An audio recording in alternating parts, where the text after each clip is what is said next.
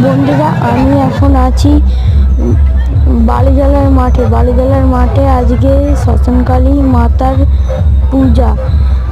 এই উপলক্ষে এইখানে চলে এসেছে এমটি মিউজিক। আমি এমটি মিউজিকের ভিডিও আপনাদেরকে দেখাচ্ছি।